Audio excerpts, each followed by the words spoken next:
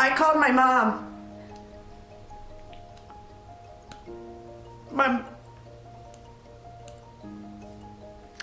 My mom had been a breast cancer survivor too, and I apologize if I get a little upset because she just passed away about 1.5 years ago. So we had such a strong bond, and this just brought us closer because she was my rock through the whole thing. So that's who I reached out to.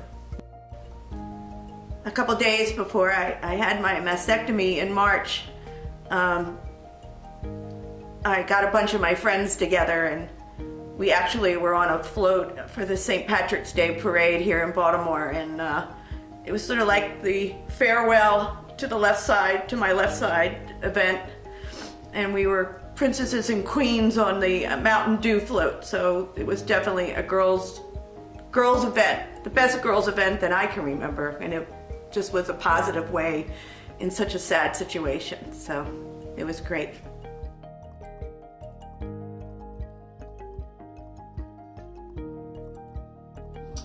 When my sister Terry was diagnosed about 1 year and a couple months after I was,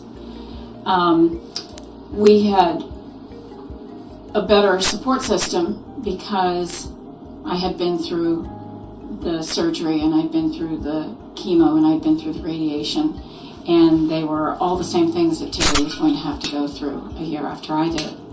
So I think that having the experience, I know having the experience probably eased the way for her a little bit because I know when I was diagnosed, we didn't have any of those resources. We didn't know who could help us, and so we just had to start looking and choosing people.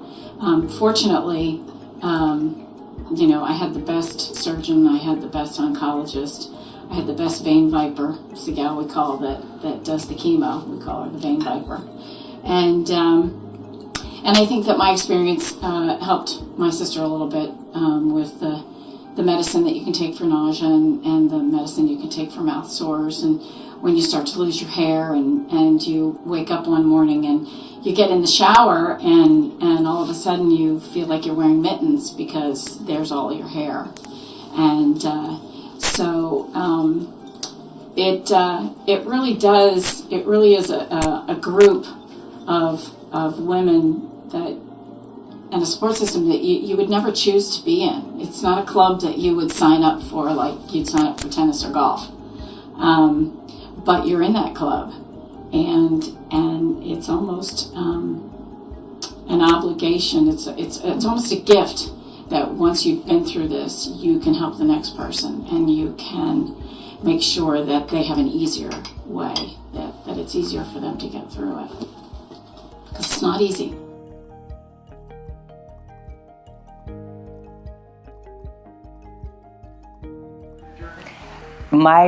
The whole experience with cancer was positive.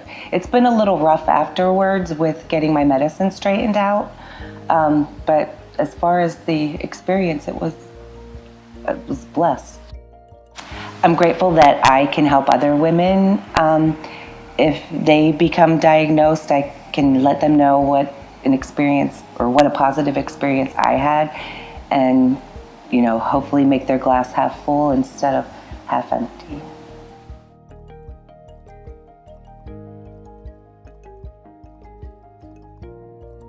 And then I'd say the other hardest part was probably, dealing with fertility issues, because I was 33 and single, no kids.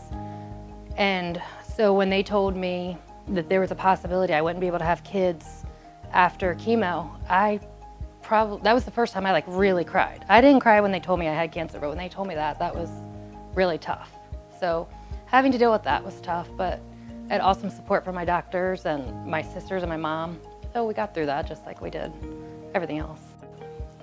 So I had to kind of make a decision very soon. It was like I needed to have surgery, or no, I'd actually already had surgery, I think. I was about to start chemo. And they were like, you kind of need to decide now. Do you want to harvest eggs?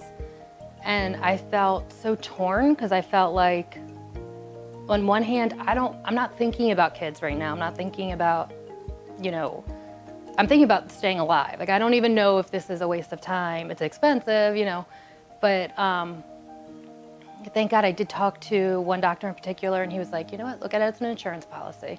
You have nothing to lose, and hopefully you'll never need them, but if you do need them, you have them. So I decided to go through with it, and I did it. And now it's brought me such peace of mind knowing I have them. So if I do ever want to use them, I can. I definitely had the best support system any person could have. Between my mom and my 4 sisters, they did everything and anything I needed. My brothers-in-law and nieces and nephews, because between all of them, I had a personal driver, personal chef, shopper, everything for like a year. They did everything for me. And not only that, but strangers would reach out to me and other survivors, which to this day is still a huge support to me. And I've made incredible friendships that I probably wouldn't have made otherwise. So that's been a huge blessing.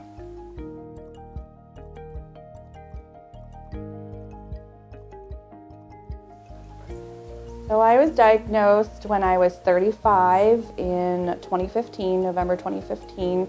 I accidentally found my lump by a really interesting story. So, but I was taking stuff out of my bedroom and going away to the beach for my birthday, and I ran into a pocket door, and that's how I found my lump.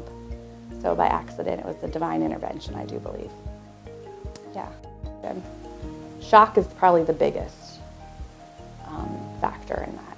I really didn't want to believe that anything was wrong. I just thought I had just bruised it. And I was young. That's not something that was really on my bucket list to check off. But, it is what it is.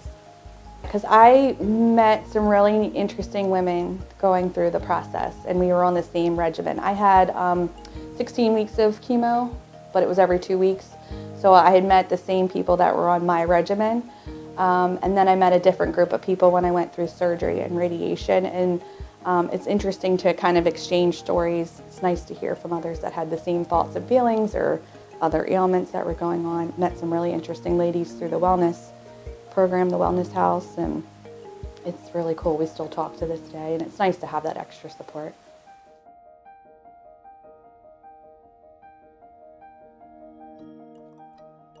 My mother was diagnosed with breast cancer when I was in high school, and she died in 1969. And I saw what she had gone through and how awful it was, and she ended up dying. And so, of course, that was my first thought, that that's what's going to happen to me. Well, I had to have I didn't have to, but I chose to have a blood stem cell transplant.